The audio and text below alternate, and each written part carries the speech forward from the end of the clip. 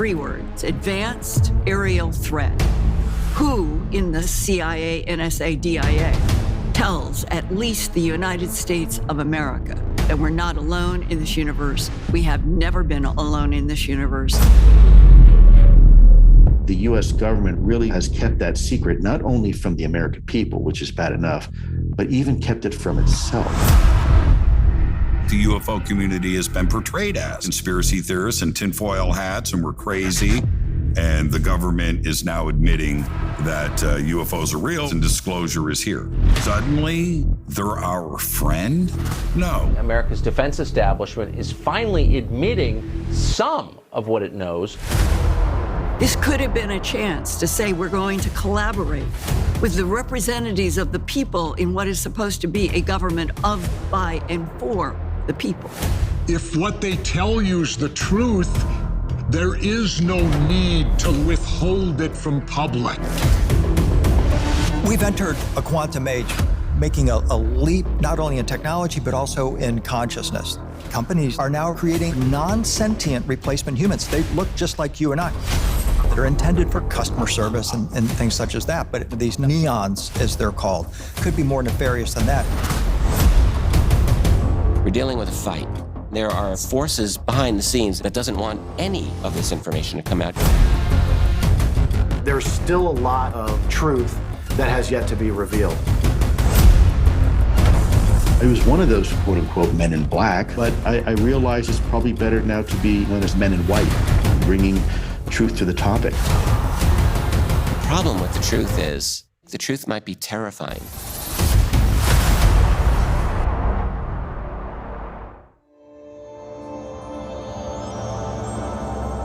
Oren.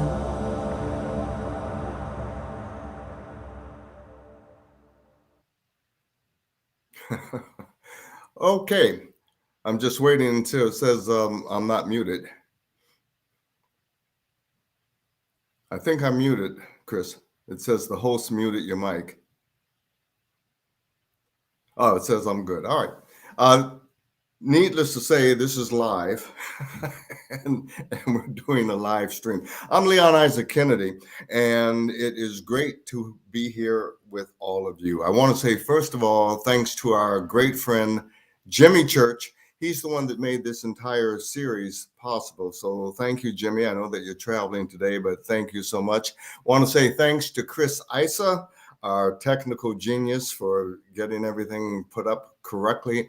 I want to say thank you to our Adrian Youngblood. She was on standby just in case my plane didn't make it in on time. And I want to say thanks to our ever-loving Maureen for helping to find the hotel suite and everything else that we needed to pick this up, because there was no way that I could get off a plane and get home on time for this live interview.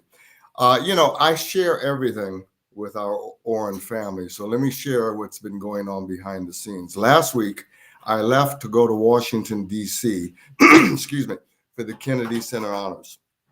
And I was there Friday, Saturday, Sunday for that. It was 3 days worth of ceremonies and luncheons and dinners and so on and so forth at the White House and other places where Congress would meet and so on and so forth. With the Kennedy Center honorees, this year they nominated and they received Bette Midler. I knew Bette before, but hadn't seen Bette in a number of years. So the great Bette Midler was awarded. Joni Mitchell, she did all the protest folk songs way back in the 60s and 70s. She was honored. A great tenor, the pride of Puerto Rico, they call him. He's an opera star. His name is Justin. He was honored. Lorne Michaels, who created and has been the longtime producer of Saturday Night Live, he was honored. I knew Lorne back when I used to work at NBC when I first came out to Los Angeles back in the early 1970s. And the reason that I was there is because my good friend Berry Gordy, the founder of Motown Records, person extraordinaire, was honored. And I've known Berry since I've been 15 years old. So a long friendship like that, I had to be there to applaud him as he was honored. And then I was there the rest of the week for just back-to-back meetings. So I had to be here today because I didn't want to postpone it, because we are with who I call a Renaissance man. I met Billy Carson, many years ago, but I've always been so fascinated with him. First of all, as I would go to the various conferences, Contact in the Desert and so on and so forth, he would be the only main person of color that I saw in this niche. And I said, well, this is a fascinating man. And then I would read some of his books and listen to some of his lectures, and I became more and more fascinated with Billy Carson. So I take great honor. Oh, I do want to say this. So I just got off the plane. I rushed into the hotel room here. We've been traveling for over 10 hours today, if you put in connection time. So if I look a little bit fried, you have to forgive me. I'm doing the best that I can, and I'm fighting a little bit of a cold. But I did not want to miss this interview with my good friend. So Billy Carson, welcome, welcome, welcome. Thank you so much. What a great way to introduce me back to the Fadernauts. What's up to all the Fadernauts? And thank you, Mr. Kennedy. I appreciate you having me on here, and I'm glad we were able to make this happen tonight. Well, thank you. It's indeed our honor. You know, about 2 years ago, before COVID, you were teaching in Burbank. Yeah. And I was there 3 days in a row, because your teaching was 3 days in a row, 4 hours a day. And I was there like an eager student, just absorbing everything that Billy Carson was saying. And I was taking notes and so on and so forth. Yeah. And then you and I would have dinner afterwards and discuss it even more. And what a privilege that was. And I want to share some of that today with the Fade to Black audience and with the Oran audience. And I want to jump right into what you were teaching, which was on the Emerald Tablets. So, Billy, the Emerald Tablets, how long have they been around? Who wrote them? Yeah. There's a little bit of controversy about the Emerald Tablets, and where the confusion comes in is that there's actually more than one set. You have an Emerald Tablet singular, and then you also have an Emerald Tablets plural. Okay. And so there is a tablets, and the controversy stems around which author actually were able to decode them, which person was given the right to actually go and retrieve these. They originally were written in the ancient land of Kem, pre-dynastic era. We're talking about 36,000 years ago. And they made their way all the way over to Mesoamerica when Thoth left out of the land of Kem. After ruling over the land of Kem for 14,000 years, he then left Kem and went over to Mesoamerica to kickstart the Teotihuacan civilization, pre-Mayan. He went there with Olmecs, and he built an entire super advanced civilization long before the Mayans even got there. He had the tablets with him. In the 1920s, a man was sent over to retrieve these tablets with approval from the Great White Lodge, and then brought these tablets back. En route, he was also given the approval to create his own translation of the tablets, which he did. And the Emerald Tablet of Hermes, the singular tablet, was translated by Sir Isaac Newton, and that is located in the Cambridge Library in England. So you can see that tablet. The other tablets, plural, have made their way into the Vatican archives and the 5 Mile Underground archives. Okay, so how did you become this wonderful scholar on this material? Well, you know, I came across the Emerald Tablets of Thoth and the Emerald Tablet of Hermes quite some years ago, and I started reading it. And the first time I read it, it really did exactly what the what the preface said. It would open up different avenues of enlightenment inside of your mind. And the more I read it, the more I started to see, the more I started to understand, like the greater my consciousness was growing. And so I started talking about it a little bit. And some people had come across this work and had been going through it and trying to understand it. And a lot of the people who were just understanding some more of the spiritual aspect or trying to grasp the spiritual aspect, but I saw not just the spiritual, I Mhm. saw quantum physics, I saw quantum mechanics, I saw standard physics, and I also saw advanced technology. And the more people I talked to, they were trying to wrap their heads around the whole thing. But I was able to see all the different correlations with what we call now the modern era and some of the rediscoveries, I like to call them, that we've got now. So I started digging real deep into the tablets. And after going through the tablets and reading them well over 100 times, analyzing every single verse, every line, every word, breaking everything down, and then making the correlations in my mind and my notes to what we have now in the modern era, I realized I was looking at a sophisticated piece of work that tied spirituality to science and also tied that to advanced technologies, that we would think would be futuristic, but happened back then. Now, Yeah. Billy, in putting it together, what is their significance for us, people that are living in this era? What's the significance for us? It's a huge significance. I'm glad you asked that question. So the Emerald Tablets were written for us right now in this current day. Even though they were written back then, the writer knew that the people would never be able to grasp the true meaning and knowledge and wisdom and the esoteric knowledge in them until the era that we are in now. We've actually arrived at the moment of time where we're supposed to be able to not only read them, understand them, digest them, but actually take action on them. And what it means for us is to understand the dichotomy of yin and yang, and that we can't fight evil because evil exists. Evil permeates the universe just like good and light permeates the universe. What's interesting, although, from the lessons from the Emerald Tablets, it teaches you that instead of fighting evil, you have to learn how to control evil. Okay.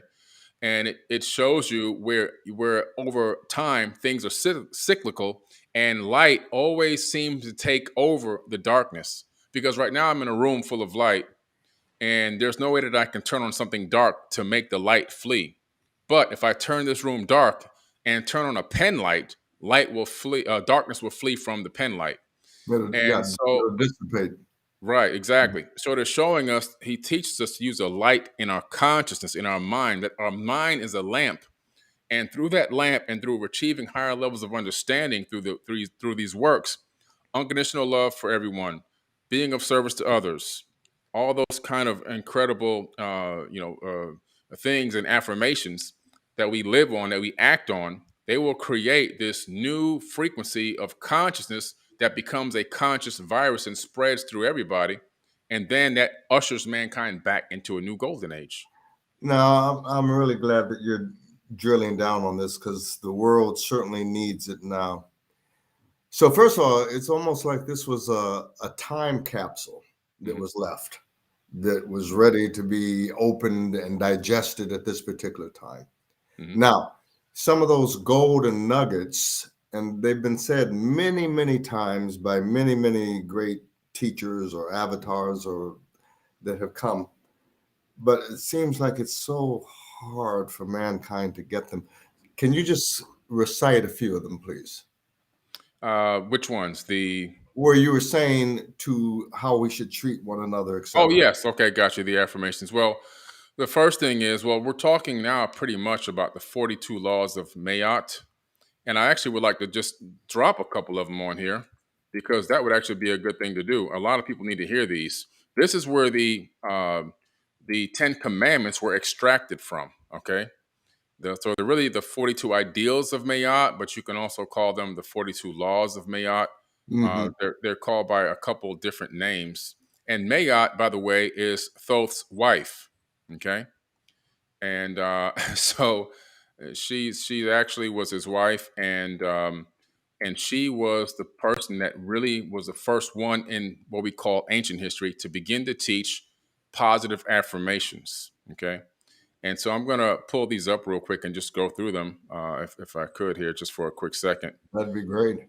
Yeah. And what's beautiful about this is Mayat, the actual Pyramid of the Moon in Teotihuacan, where Thoth went to build the Mesoamerican civilization. the pyramid of the moon was dedicated to Maat, and it was built. It's actually not one pyramid. The pyramid of the moon is actually 8 pyramids stacked on top of each other in a fractal pattern, which is pretty interesting. Okay, let me see if I can pull this up here and just recite this for you real quick. But it's been an amazing ride just to be able to digest this information and learn about it and dig into it. And I'm going to drop you some of the knowledge of Maat right here, some of the original affirmations. It's 42. Okay. I honor virtue. I benefit with gratitude. I am peaceful. I respect the property of others. I affirm that all life is sacred. I give offerings that are genuine. I live in truth. I regard all altars with respect. I speak with sincerity. I consume only my fair share. I offer words of good intent. I relate in peace. I honor animals with reverence. I can be trusted. I care for the earth. I keep my own counsel. I speak positively of others. I remain in balance with my emotions. I am trustful in my relationships. I hold purity in high esteem. I spread joy. I do the best I can. I communicate with compassion. I listen to opposing opinions. I create harmony. I invoke laughter. I am open to love in various forms. I am forgiving. I am kind. I act respectfully of others. I am accepting. I follow my inner guidance. I converse with awareness. I do good. I give blessings. I keep the waters pure. I speak with good intent. I praise the goddess and the god. I am humble. I achieve with integrity. I advance through my own abilities. I embrace the all. Powerful stuff. What a wonderful planet we would have. Yeah. If we just embraced these teachings. It doesn't seem like it should be so hard, but yet it is. Yeah. So many just strike me. I consume only my fair share. Yeah. That's powerful stuff. Yeah. Now, are these listings, are these in your book? Yes. Yeah, absolutely. In the book, Compendium of the Emerald Tablets. Yeah. Okay. So we will get into your book a little later. Excuse me. So that's great. Thank you for sharing that. Well, actually, let's get into the book now. One of your newest bestsellers, The Compendium of the Emerald Tablets. I even like the title, Billy. Yeah. So what does the title allure to? Well, a compendium is when you take a large amount of information and break it down in a way that people can actually understand it and organize it in a way that it can be discerned. And so when I was going through the Emerald Tablets and trying to find a way to explain the knowledge and wisdom that was encoded in it, I realized that I had to create a compendium. So I called it the Compendium of the Emerald Tablets, a beginner's. Well, it's heavy material. So I would think that we all need a beginner's guide. What are some of the other things that you have in the book? Well, the book is really interesting in that it really begins to expose the fact that UFOs have been around since ancient times. In the very first scene in the Emerald Tablets of Thoth, his father, who's actually Enki, but in the tablets he's called Thothme, sends his son Thoth on a mission to the land of Kem because the Great Flood, another flood reference, has now started to reside, and the great ancient temples were coming up out of the mud. But it had been so long that these flood waters had ravaged the land that people had gone back to a barbaric state of being. In other words, they forgot all the advancements, they forgot the technology, they forgot the construction technique. They had gone to living inside of caves and so forth. So his dad sends him to the land of Kem, which is ancient Egypt, long before the dynastic era, and says to bring them back up to a high level of civilization. So bring them back up, meaning they at one point in the past were already at a high level before this catastrophe, before this global catastrophe happened. Now, what happens is he tells Thoth to get into the great ship and take his crew with him. So he gets into the great ship, and you think, okay, he's going to sail to Kem. No, it says they begin to rise into the sky until they can see the planet no more. They actually rose into space until they got to the place appointed, which was the land of Chem, and he can see the land of Chem and the barbarians beneath him. So this is evidence of UFOs or something, of a flying object that then descends near this ancient temple. And when he opens the door, these barbarians come to attack him and his crew with these cudgels and spears.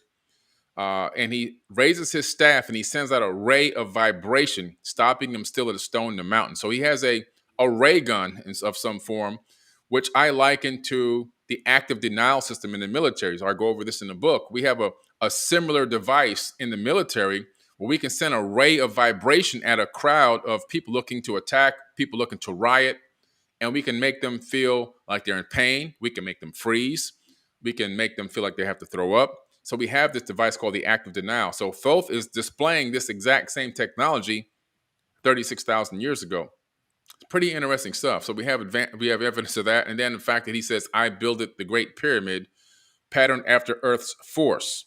Now, we just found out in more recent times that the Great Pyramid is a 1 by 43,200 scale of the planet Earth itself and all the other things that it does in that particular node that it's located on. So it's giving us an insight to this, this ancient advanced civilization that was here. And it was not only global, but also interplanetary.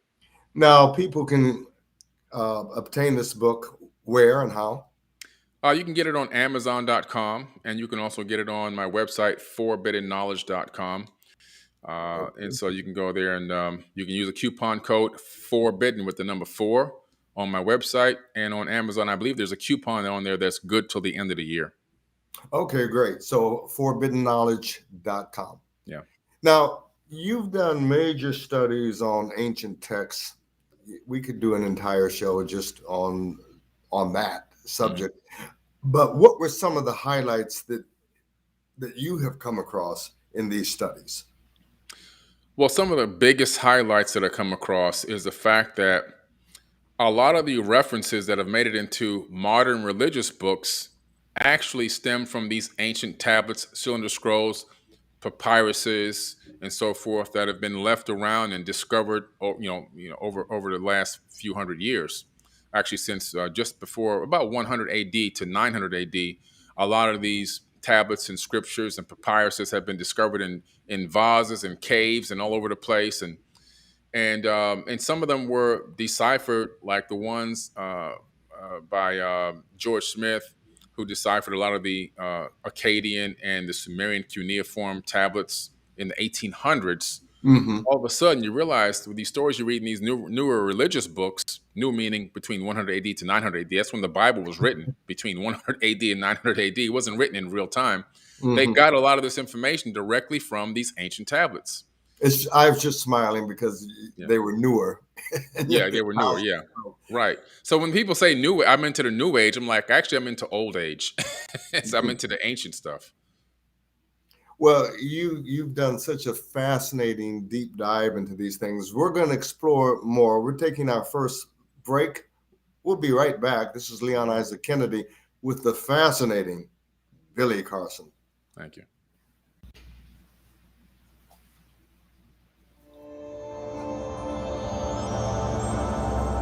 Oren.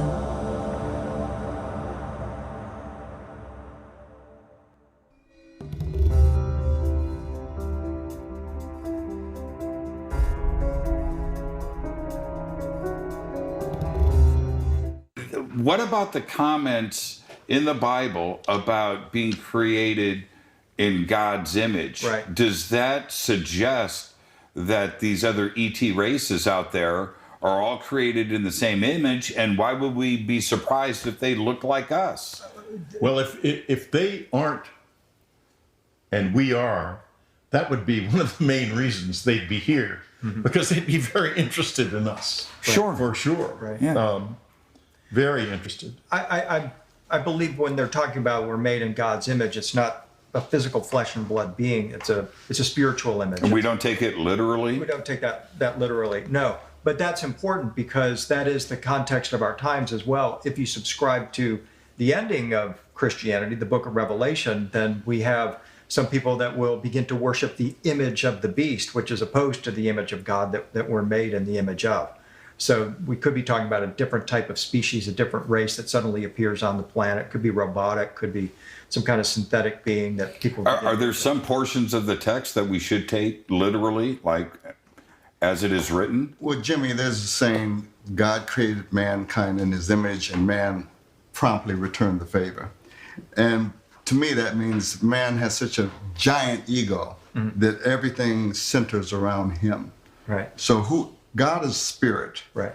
So there is no real image. See, that's my ego. I was always hoping God looked like me. but back to the point where we take some of this text literally. We read it word for word. Right. Reptilians and light beings and heat, rays, power, energy, and we take that literally. Is there another reason to maybe not?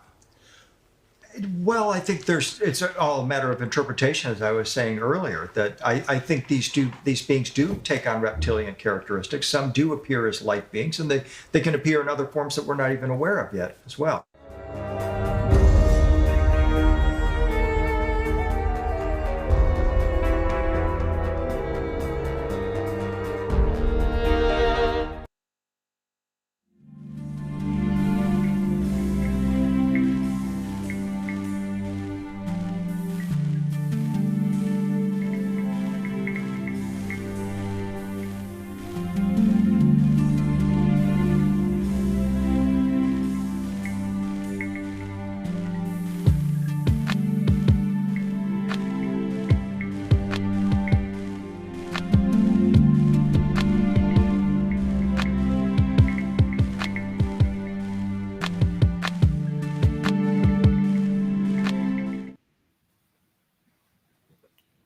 Okay, I see I see Billy, so that means we're back on. This is Leon Isaac Kennedy, and I'm doing a deep dive with who I call truly a Renaissance man, Billy Carson. I call him a Renaissance man because he's an entrepreneur extraordinaire, he's a scholar extraordinaire, and he's a self-made man. I just have so much honor and respect for you, Billy. So thank you for sharing time out of your busy schedule with us. Paul Hilliard, former Defense Minister of Canada, and that's a very serious position. Defense Minister stated he believed that we have bases on Mars. I wanted to know your thoughts. Oh yeah, and rest in peace, Paul Hilliard. Thank you for the courage, first of all, to even come out and talk, because he didn't have to say anything. He could have just kept quiet. Now, a lot of the stuff is based on his own research, but you have to respect the man who goes and does research. And for some reason, a lot of people don't want to do that these days. Now, as far as bases on the moon, my team called the United Family of Anomaly Hunters, UFA, UFAH, we have been cataloging images from NASA, Caltech, UCLA, Washington.edu, the European Space Agency, the Russian Space Agency, the Chinese Space Agency, and the Indian Space Agency for years. And we've now gone through over 1 million images, and we've cataloged now over 60,000 anomalies. The majority of them being, I would say 80% of these anomalies are on Mars, because that's where we have the most data. And we have found remnants of ancient civilizations. We find a combination of things, some things that look very advanced and some things that look very ancient. So there's this collage of things up there. Some things look broken and destroyed. Well, a lot of them look broken and destroyed and look like they've been flooded or run over by mud flows. And some things look like they're perfectly intact and maybe even functioning. Now, I don't know if they are. I'm just saying from my perspective and from the eye, and some of these anomalies that we've downloaded, that's what it looks like to us. So you're saying that you have seen that there's evidence that there are things on Mars. So without a doubt. Without a doubt. Yeah, you can go and download this information. It's free to the public to get these images, and we provide the source link with all of our images. so that people can actually take a look. And the Sumerian tablets, they talk about, the Atrahasis epic and the Enuma Elish and the 7 tablets of creation. There were beings on Mars named the Ijiji that were basically this working class Anunnaki, and they were mining Mars for resources. All right, and I'm going to get into the Anunnaki in a moment. But I want to make a point about you. Years ago, there was a show called Lifestyles of the Rich and Famous. As a matter of fact, I was on that show. They did an episode on me once upon a time. Wow. But when it came to that show with Robin Leach, I was the type of mindset. I was not so interested, Billy, in how a person lived. In other words, their house, their lifestyle, their number of cars, or any of that. What I wanted to do was get into that person's head so I could figure out, what did you do so that you had whatever it took to live like that. That's what I wanted to do, was get into their head. So when I run across a great scholar like yourself, then I'm very interested in, how do you obtain your knowledge? What are your disciplines to do the research and find the research that you do? Share that for our audience, please. Sure, absolutely. Well, that's a good question. A lot of people always want to know what my routine is, and it's a pretty strict routine. I had so many people begging me to be, a mentor for them. And this one gentleman that I knew for years, I said, okay, come on. And he came over. By the third day, he said, Billy, I'm sorry, man. I didn't know it was like this. I can't do this. I have to go home. But I typically sleep about 4 to 4.5 hours a day. And the evidence of that is on this ring. This is an aura ring. It tracks my sleep patterns and stuff. And my average is about 4 to 4.5 a day. And I get very, very good deep REM sleep and a good healthy sleep within that 4-hour period. So I've trained my body that way, I guess. But I typically get up around 4 o'clock in the morning, and sometimes 4:30. From that time, I do about a 30-minute meditation, sometimes 45 minutes, depending on how I'm feeling. After that, I come down and do a little stretch, get on my computer, start following up with a lot of the projects that I have that are going to be future projects. I start working down what I call my reverse engineering of achieving goals and on different things. So I have a lot of things always going at one time. And then I take a break, and I always do the same thing. Every morning at 7 a.m. on the dot, I eat breakfast at 7 a.m. exactly every single morning. Even when I'm traveling, I try to hit that 7 a.m. number because I like to get breakfast out of the way and move on to the next thing. I don't want to be lingering around. Next thing you know, you're eating breakfast at 10 o'clock, and all of a sudden it's 12 o'clock in the afternoon. So I get it out the way at 7 a.m. After 7 a.m., I move on to my next thing, which is my checklist and my to-do list. I go into my base camp and I go through all my to-dos and everything else and communicate with my team and see what the hot items are on the list for the day, the top priorities, try to knock those out. And the goal is always to try to knock out as many of the top priorities as possible. And I usually after that, I take about maybe an hour and a half break. And then in that break time, I'm usually studying something, even if I'm reading a book and listening to an audiobook at the same time. So I'll read 2 books simultaneously, one in the physical form and one in audio in the earpiece. And I will study both books simultaneously. And I have about a 75% retention. I've trained myself to do that pretty good. And then I get back to work again, and I usually then take another break about 3 hours later, and then I go work out because you got to exercise. They got to stay in shape.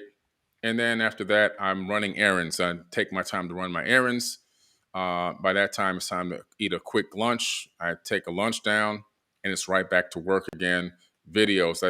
By that time, it's time for all the podcasts and the videos and the interviews, and they're like, I'm here right now. So that's the time we're in that era. We're in that spot right now. When we get off of here, then I got to go do some lives on some of my networks because I have so many different channels that I go on. I randomize where I'm going. And then after that, I take another break for about another hour. Sometimes I do a little cardio. If I'm going to watch something like a movie or a basketball game, I'll do it while I'm working out inside of my home gym. And then, after that, it's time for me to lay down. By then, it's close to midnight. I lay down and I'm back up again at 4, All right. So when you're writing a book, whatever one of the books the many books that you've done. How long does it take you normally to write a book? How long does it take you to research it? Yeah.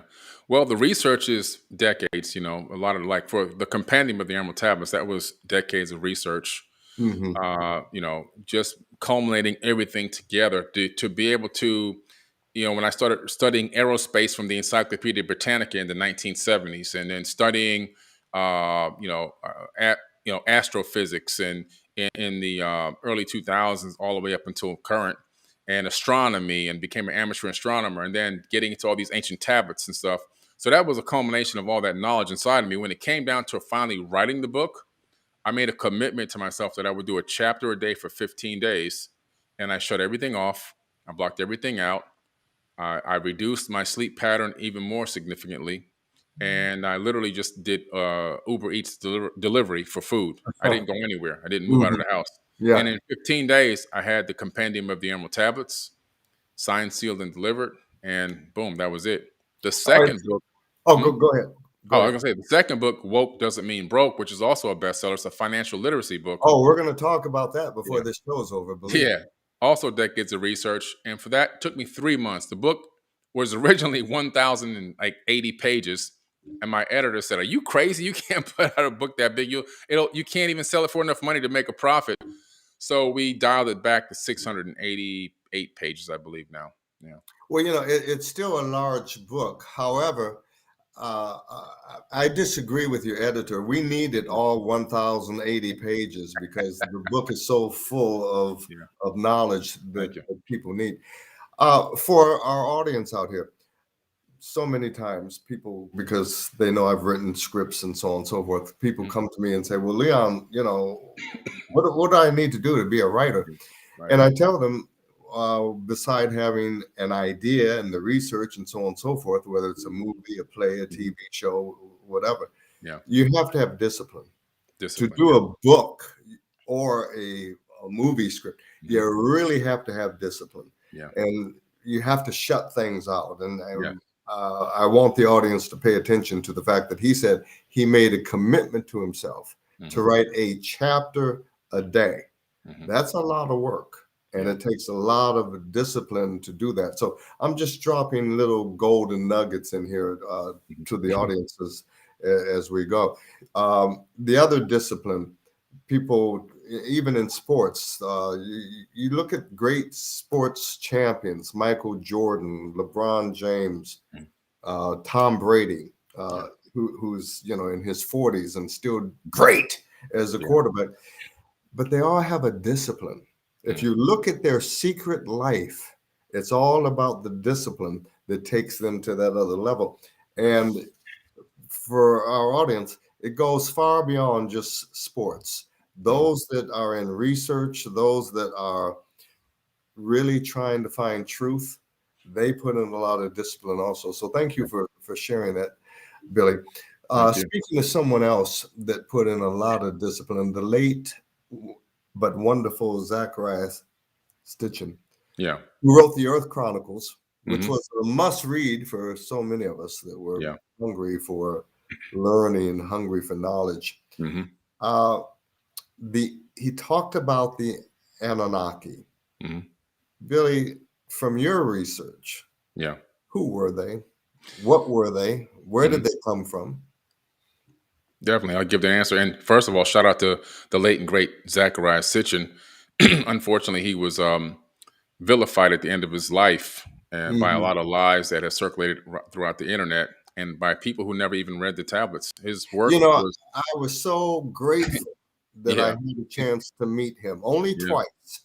But, because it was toward the end of his life. But, I'm grateful for that encounter. Great man. And unfortunately, I didn't get a chance to meet him in person before he passed.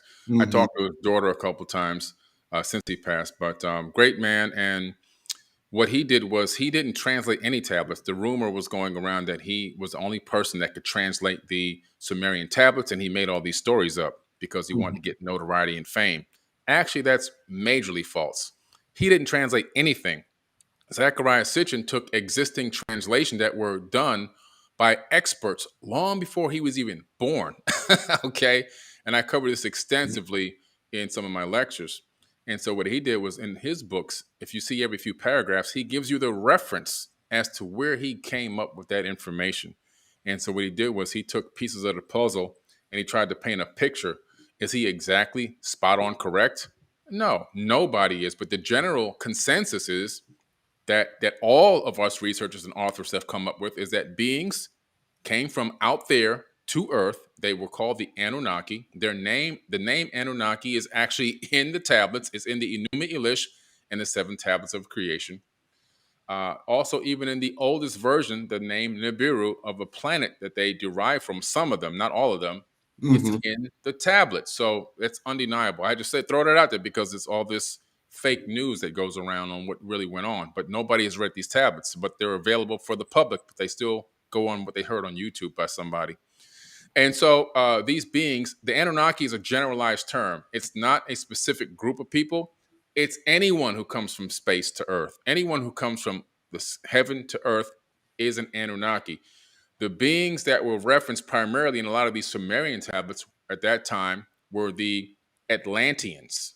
They were Anunnaki, but they were also the Atlanteans. They came here and they built an Atlantean civilization on this planet.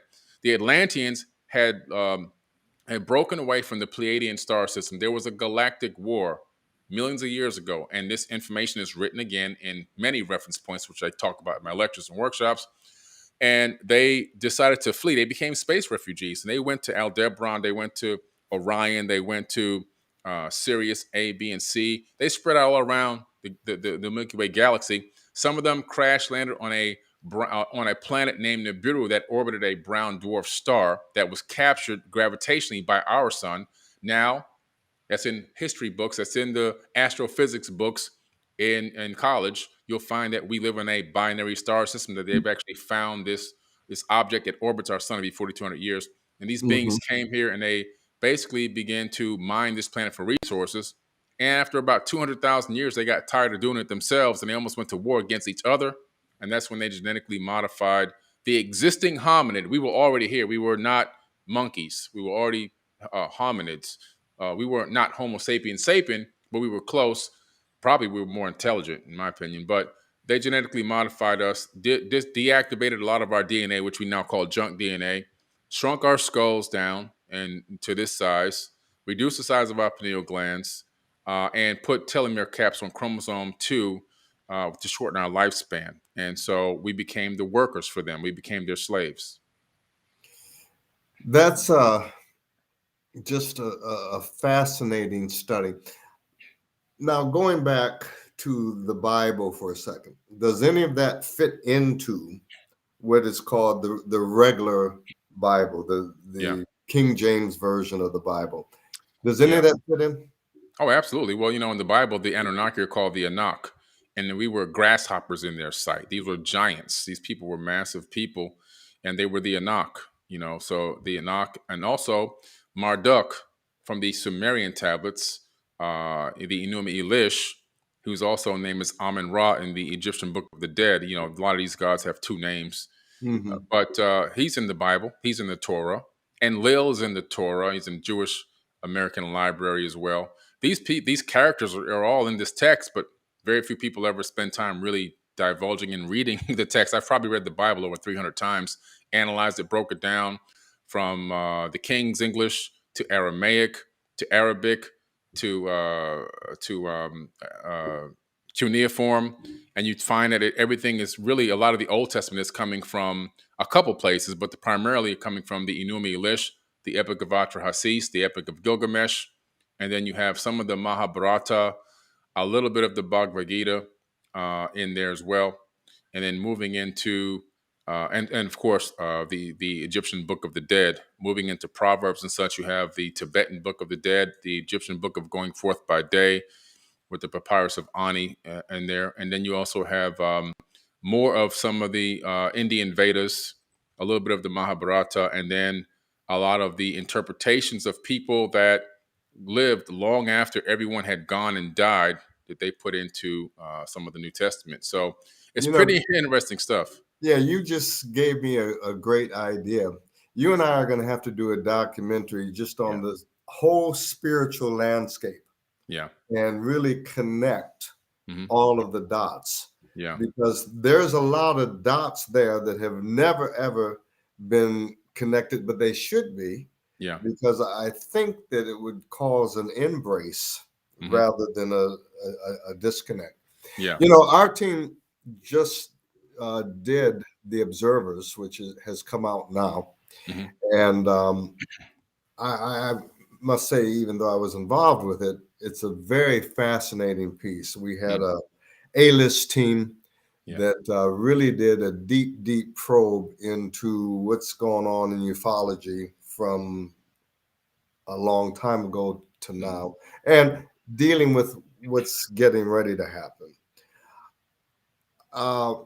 And I'll get into this later. We're inviting other people to share their observances. But have you had your own observances, a personal observance of ETs? That's how I got into all of this. Yeah, this started. So in 1970, drawing even closer. Yeah, right.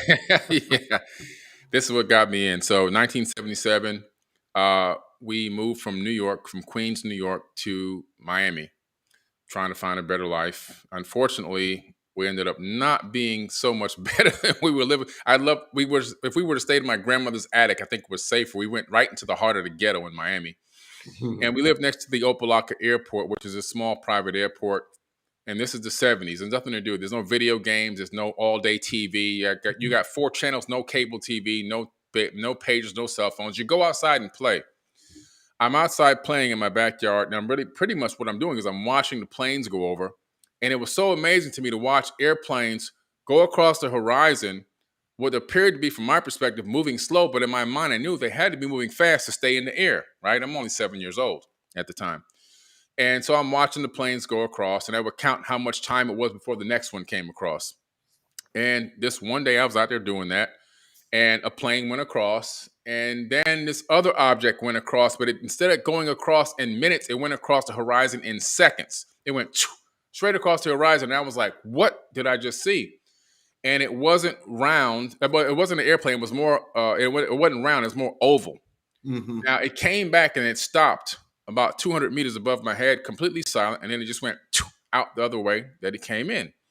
And I freaked out. I'm running around trying to figure out what in the world. It didn't have a cockpit, no wings, didn't have a tail, none of that stuff.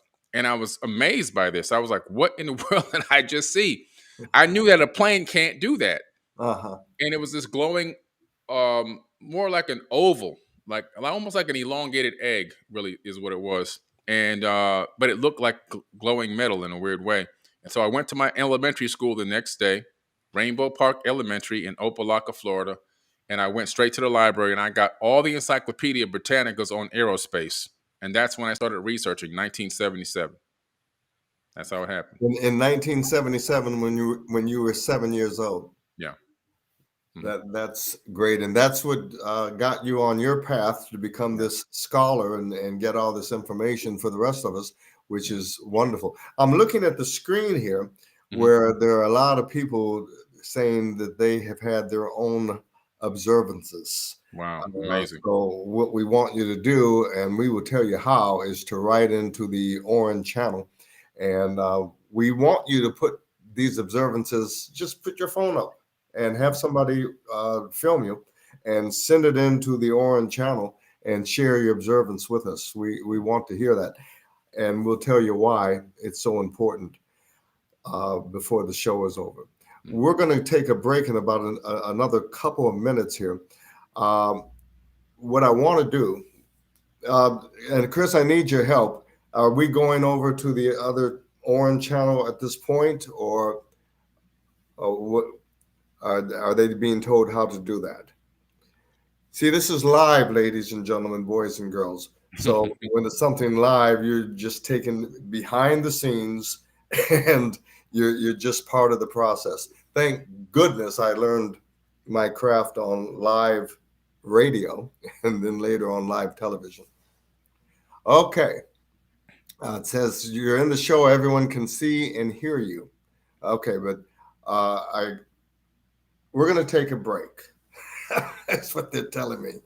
As sometimes, Billy, they say in my ear, I'm hearing the producer say, "We're taking a break." Yeah, no problem.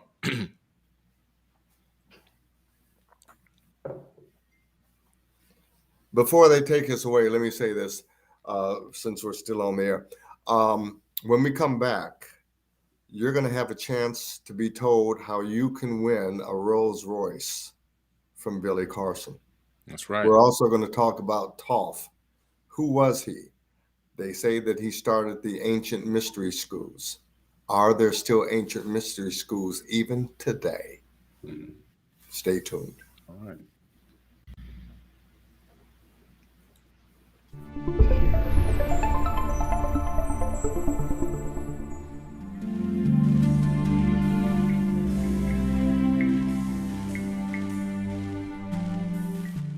A shocking, hard-hitting film exposing the darkest secrets of the FBI and CIA. 1,000 pieces. There's a coup being carried out before our very eyes.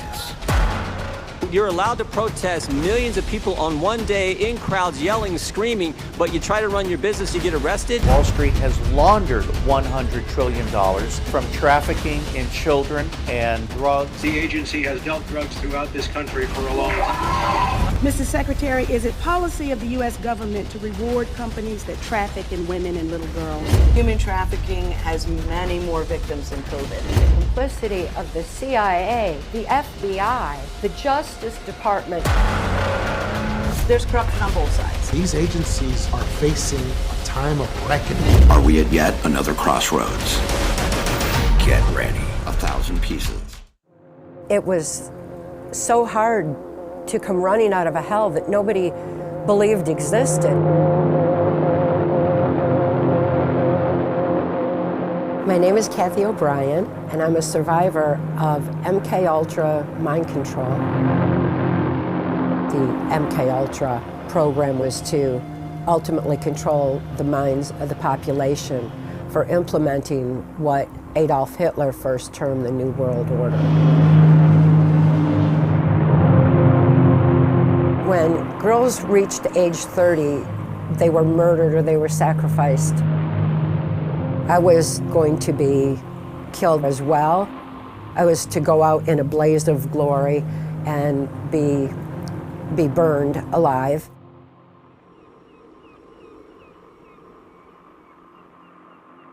I'm so fortunate that an intelligence insider who saw the kind of corruption that was going on in the highest levels of government decided to take action and rescued me and saved my life so that we could begin to expose what was being done.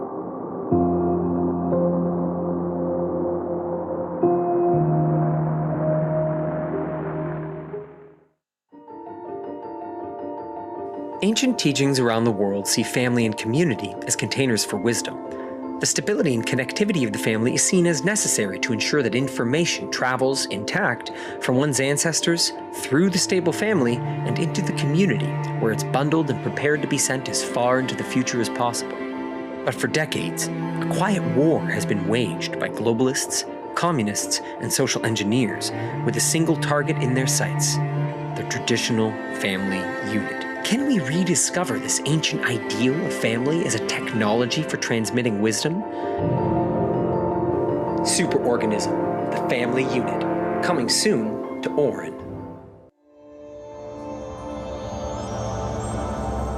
Orin.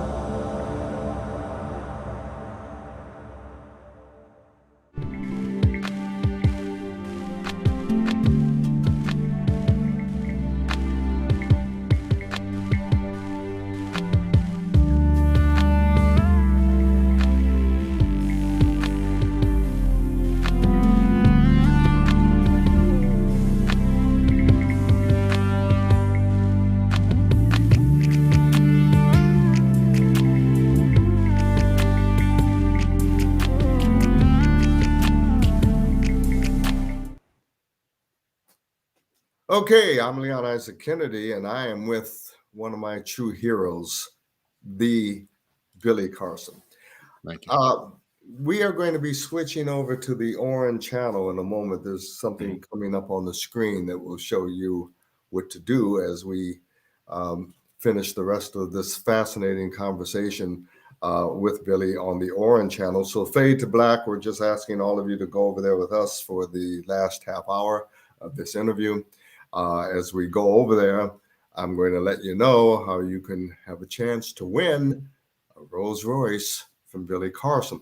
Now, that's interesting for the fade to black audience, because the last time that I was with the Jimmy Church, he had quit driving his Mercedes Benz and he's driving a Jeep now. So he took Maureen and I out on his Jeep and we had a lot of fun. Nice. So while Jimmy is driving his Jeep, the rest of you can find out how to win a Rolls Royce courtesy of Billy Carson. Now, we won't tell them how to win yet, Billy, but this was part of your charitable outreach. And see, this is another part of Billy Carson that a lot of people don't know about, is all the great things that you do for people. Thank you.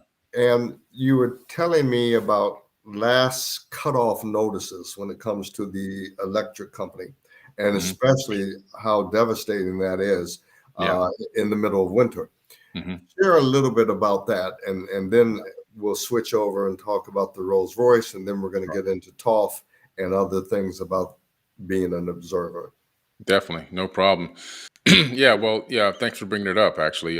So, growing up poor, and I mean extreme poverty. I mean, I remember days when we would eat Cairo syrup and toast, matzah crackers and butter.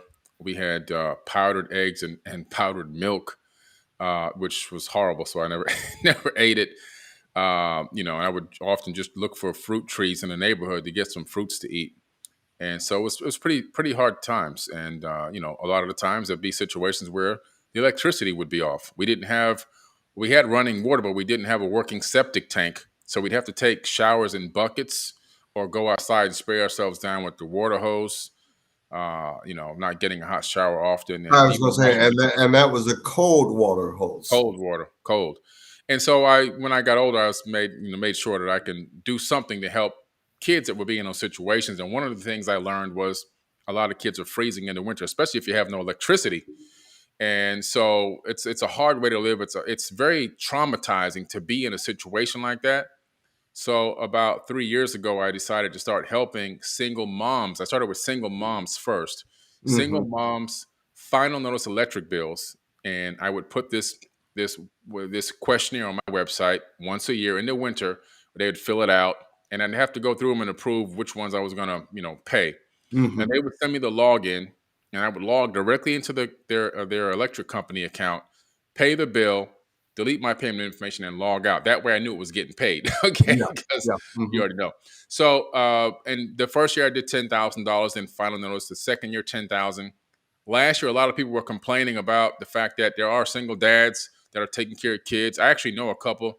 I said, okay, to make it fair, I'm going to call it single parent final notice electric bills. And last year we did $16,000 in final notice electric bills, paying those off and keeping those lights on, keeping the heat on for these kids. So, just various ways I can, to give back. I just try to find ways. Well, God bless you, Billy. And I believe that's why you're blessed so much, because you know how to give and keep the rippling effect of a blessing going. So with Chris, my technical genius, I believe that we're switching now over to the Oren platform for this last half hour. So we're asking the Fade to Black audience to come join us. And I think it's going to take maybe, 30 seconds, Chris? You're putting up something for 30 seconds for that transition to be made. Okay, I think Chris just said yes. And